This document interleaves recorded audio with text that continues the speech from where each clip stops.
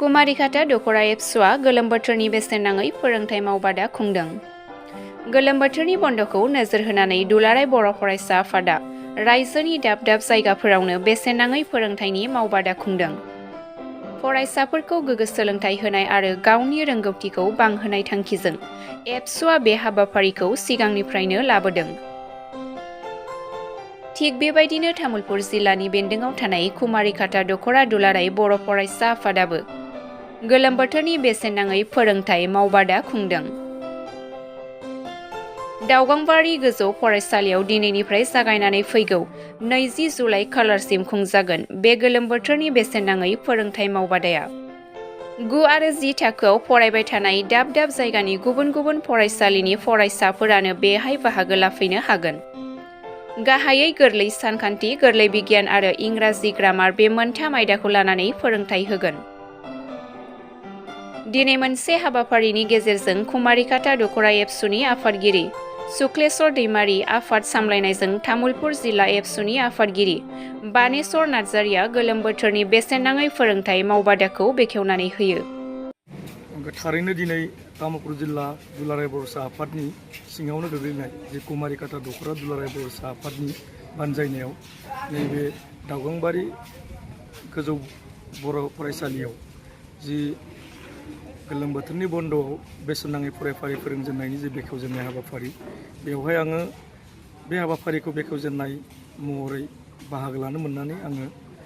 गिबियावनो जोबोद गोजोननाय मोनदों। बाथ्राया जाहैदों दिनै दुलाराय बर'सा आफादा जि गोलोम बोथोरनि बन्द'आव जिहेथु जोङो गोबां बोसोर सिगांनिफ्रायनो जोंनि फरायसा बिथांमोनखौ मोनसे गुन गोनां सोलोंथाइ मोननो थाखाय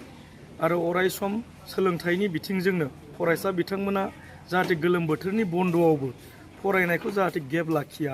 बेबायदि थांखिफोरखौ लानानै दुलाराय बर'सा आफादा गोलोम बोथोरनि बन्द'आव जोङो बेसेन नाङै फरायफारिखौ फोरोंनाय जायो। नाथाय दुलाराय बर'सा आफादा थांनाय समफोराव बा थांनाय बोसोरफोराव जेरैबायदि जोङो माने कचिंखौ फोरोंनायजोंनो फोरोंनाय बादि जों खालामालाबासिनो नैबे बोसोराव जोङो दख'रा आफादफोरखौ जोङो खावलायदों जाहाथे जोङो बे 20 दिनाव जिहेथु फोरोंथाय होनायाव गोबां सोलोंथाइखौनो जोङो लानो हाया। नाथाय बेनि गेजेरजों जाय सोलोंनायनि गेजेरजों गावनि केरियार दानायाव गोबां सोलोंथाइखौनो फरायसालिनि गेजेरजों मोननो हाया। ओंखायनो जोङो सानदों बे माने सामार माने कचिं जि खालामनाय बेनि गेजेरजों जोंनि फरायसा बिथांमोना केरियार दानायाव माबादि लामाजों थाङोब्ला जोङो मोनफ्रोमबो बिथिङावनो जिहेतु खम दिननि गेजेरावब्लाबो गावनि केरियार बानायनायाव जाहाथे मोनसे लामा मोनो बेनि थाखायनो जोङो दिनफोरखौ लानानै जाहाथे थाखोखौ जोङो माने लाहोयो बे बिथोनफोरखौ हरनाय जादों। जेरैबायदि जोङो डक्टर जानो थाखाय सासे फरायसाया माबायदि लामा लानांगोन, UPSC एग्जाम होनो थाखाय माबादि सासे फरायसाया बे फरायलांनांगोन, APSC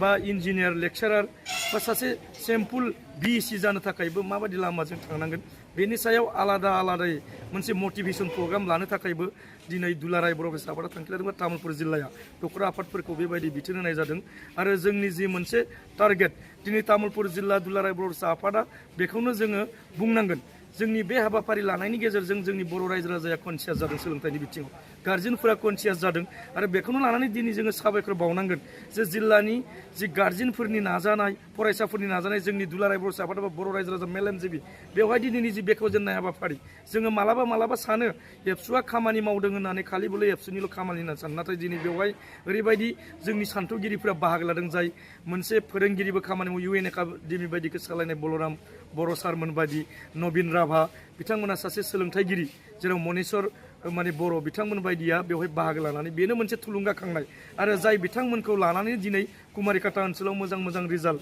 बेबायदि IIT आवबो एडमिसन मोननो हादों, सोरबाया बेबायदि इन्जिनियार लाइनावबो थांनो हादों, UPSC APSCनि थाखायबो दिनै एग्जाम पास खालामनानै दिनै APSC आवबो दिनै साख्रि मावनो हानाय लेभेला फैदों। ओंखायनो जोङो सोलोंथाइखौ अराय सम दुलाराय बर' आफादा मालाबाबो जोङो बेखौ माने गोख्रोंनिफ्राय गोख्रों खामानि मावनायाव जों माने बेखौ थांखि लागोन आरो बेबायदिनो जों खामानि मावदों आरो कुमारिघाटा दख'रा दुलाराय बर' आफादा नैबे हाबाफारिखौ लानायनि थाखाय आं जोबोद साबायखर बावदों आरो एबसुआ अराय सम सोलोंथाइखौ लानानै मालाबाबो कमप्रमाइस खालामनाय जानाय नङा।